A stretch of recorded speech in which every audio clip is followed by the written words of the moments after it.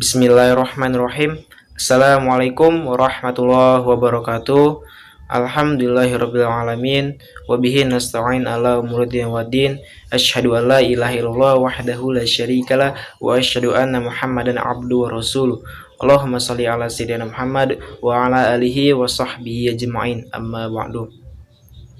Saya Yusuf Irfan Mesa Putra dengan NPM 1951030393. Di video ini saya mencoba menjelaskan sedikit sejarah peradaban Islam tentang islamisasi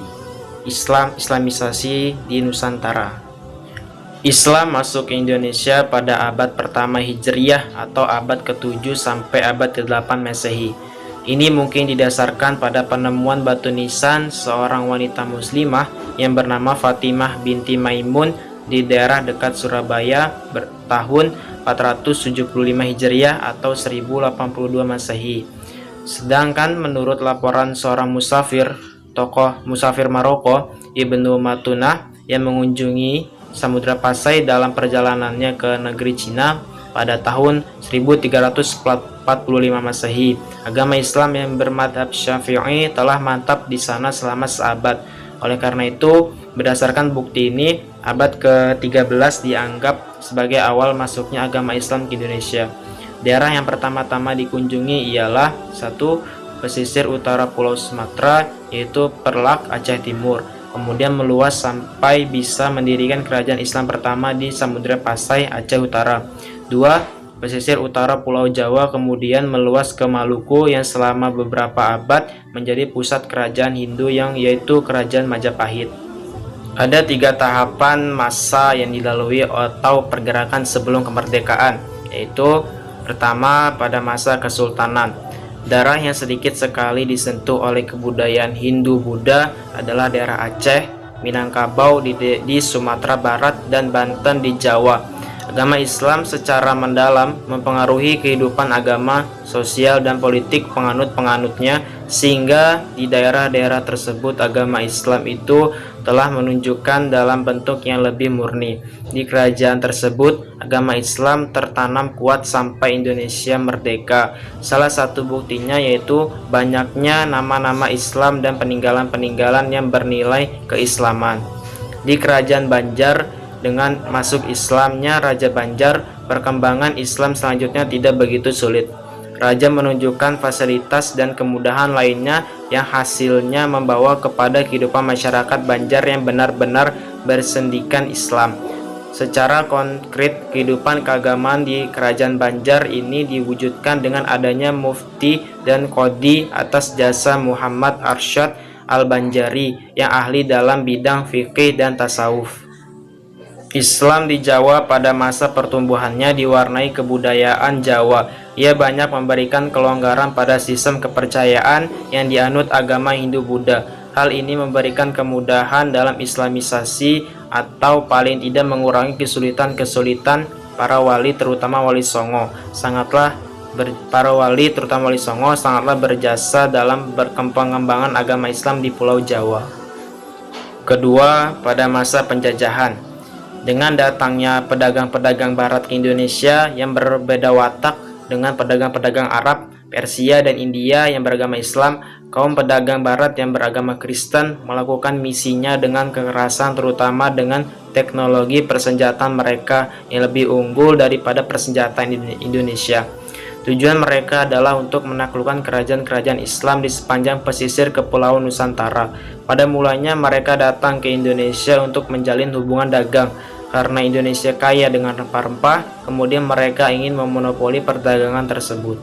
Waktu itu kolonial belum berani mencampuri urut masalah Islam, karena mereka belum mengetahui ajaran Islam dan bahasa Arab, juga belum mengetahui sistem sosial Islam. Pada tahun 1808, pemerintah Belanda mengeluarkan instruksi kepada para bupati agar urusan agama tidak diganggu, dan pemuka-pemuka agama dibiarkan untuk memutuskan perkara-perkara di bidang perkawinan dan kewarisan. Islamisasi di Indonesia. Perjalanan dakwah awal Islam di Indonesia tak terbatas hanya di Sumatera atau Jawa saja. Hampir seluruh sudut kepulauan Indonesia telah tersentuh oleh indahnya konsep rahmatan lil alamin yang dibawa oleh Islam. Ada beberapa contoh islamisasi di Pulau Nusantara seperti Islamisasi Kalimantan. Para ulama awal yang berdakwah di Sumatera dan Jawa melahirkan kader-kader dakwah yang terus-menerus mengalir. Islam masuk ke Kalimantan atau yang lebih dikenal dengan Borneo kala itu. Di pulau ini, ajaran Islam masuk dari dua pintu. Jalur pertama yang membawa Islam masuk ke tanah Borneo adalah jalur Malaka yang dikenal sebagai kerajaan Islam setelah Perlak dan Samudra Pasai. Jatuhnya Malaka ke tangan penjajah Portugis kian membuat dakwah semakin menyebar. Para mubalik dan komunitas Islam kebanyakan mendiami pesisir barat Kalimantan. Jalur lain yang digunakan menyebarkan dakwah Islam adalah para mubalik yang dikirim dari tanah Jawa. Ekspedisi dakwah ke Kalimantan ini menemui puncaknya pada saat kerajaan Demak berdiri. Demak mengirimkan banyak mubalik ke negeri ini. Perjalanan dakwah pula yang akhirnya melahirkan kerajaan Islam Banjar dengan ulama-ulamanya besar. Salah satunya adalah Syekh Muhammad Arsyad Al-Banjar. Islamisasi Sulawesi. Menurut catatan Kompeni Dagang Portugis yang datang pada tahun 1540, saat datang ke Sulawesi, di tanah ini sudah bisa ditemui permukiman Muslim di beberapa daerah.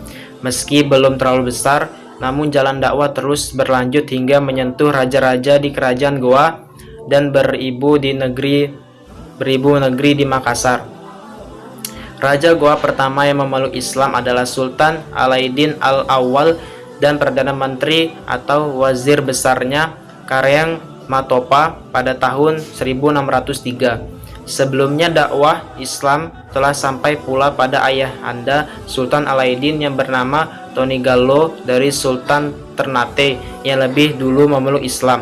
Namun Tonigallo khawatir jika ia memeluk Islam, ia merasa kerajaannya akan di bawah pengaruh kerajaan Ternate. Beberapa ulama kerajaan Goa di masa Sultan Alaiddin begitu terkenal karena pemahaman dan aktivitas dakwah mereka. Mereka adalah Khotib Tunggal, Datuk Ribandang, Datuk Patingmang, dan Datuk Ritiro. Dapat diketahui dan dilacak dari nama para ulama di atas yang bergelar Datuk. Datuk adalah para ulama dan mubalik asal Minangkabau yang menyebarkan Islam ke Makassar.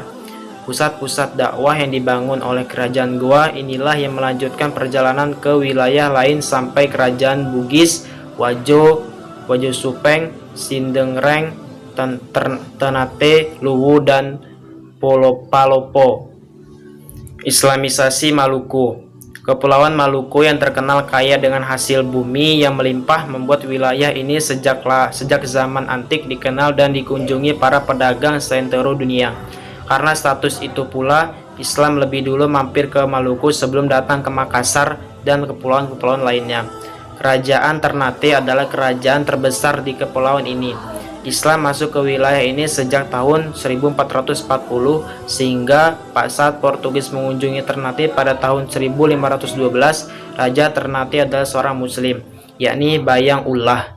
Kerajaan lain juga menjadi representasi Islam di kepulauan ini adalah Kerajaan Tidore yang wilayahnya teritorial cukup luas meliputi sebagian wilayah Halmahera, pesisir barat Kepulauan Papua, dan sebagian Kepulauan Seram.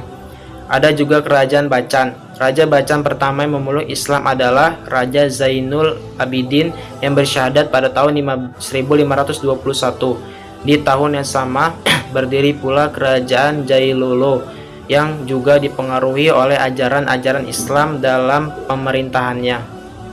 Islamisasi Papua. Beberapa kerajaan di Kepulauan Maluku yang wilayah teritorialnya sampai di Pulau Papua menjadikan Islam masuk ke Pulau Cendrawasih ini. Banyak kepala-kepala suku di wilayah Weigo, Misool, dan beberapa daerah lain yang daerah administrasi pemerintahan Kerajaan Bacan. Pada periode ini pula berkat dakwah yang dilakukan Kerajaan Bacan, banyak kepala-kepala suku di Pulau Papua memeluk Islam. Namun dibanding wilayah lain, perkembangan Islam di Pulau Hitam ini bisa dibilang tidak terlalu besar. Islamisasi Nusa Tenggara. Islam masuk ke wilayah Nusa Tenggara bisa dibilang sejak awal abad ke-16. Hubungan Sumbawa yang baik dengan Kerajaan Makassar membuat Islam turut berlayar ke Pulau Nusa Tenggara. Sampai kini jejak Islam bisa dilacak dengan meneliti makam seorang mubalik asal Makassar yang terletak di kota Bima. Begitu juga dengan makam Sultan Bima yang pertama kali memeluk Islam. Bisa disebut seluruh penduduk Bima adalah para muslim sejak dulu. Selain Sumbawa, Islam juga masuk ke Lombok. Orang-orang Bugis datang ke Lombok dari Sumbawa dan mengajarkan Islam di sana. Hingga kini, beberapa kata di suku-suku Lombok banyak kesamaannya dengan bahasa Bugis. Dengan data dan perjalanan Islam di atas, sesungguhnya bisa ditarik kesimpulan bahwa Indonesia adalah negeri Islam, bahkan lebih jauh lagi jika dikaitkan dengan peran Islam di beberapa kerajaan tersebut. Indonesia telah memiliki cikal bakal atau embrio untuk membangun dan menjadi sebuah negeri Islam. Ketiga, sebelum kemerdekaan dan sesudah kemerdekaan. Ajaran Islam pada hakikatnya terlalu dinamis untuk dapat dijinakkan begitu saja. Berdasarkan pengalaman melawan penjajah yang tak mungkin dihadapi dengan perlawanan fisik, tetapi harus melalui pemikiran-pemikiran dan kekuatan organisasi seperti Budi Utomo, Serikat Islam, Muhammadiyah, Partai Komunis Indonesia, Taman Siswa, Nahdlatul Ulama, Partai Nasional Indonesia. Organisasi pembaruan terpenting di kalangan organisasi tersebut adalah Muhammadiyah yang didirikan oleh Kiai Haji Ahmad Dahlan dan Nahdlatul Ulama yang dipelopori oleh Kiai Haji Hashim Asy'ari. Untuk mempersatukan pemikiran guna menghadapi kaum penjajah, maka Muhammadiyah dan Nahdlatul Ulama bersama-sama menjadi sponsor pembentukan suatu federasi Islam yang baru yang disebut Majelis Islam ala Indonesia atau Majelis Islam tertinggi di Indonesia yang disingkat MIAI yang didirikan di Surabaya pada tahun 1937. Demikianlah secara singkat sejarah peradaban Islam di Nusantara. Semoga bermanfaat. Sangat mungkin terdapat kesalahan bagi saya. Saya mohon maaf kepada Allah, saya mohon ampun. Wabillahi taufiq wal hidayah. Wassalamualaikum warahmatullahi wabarakatuh.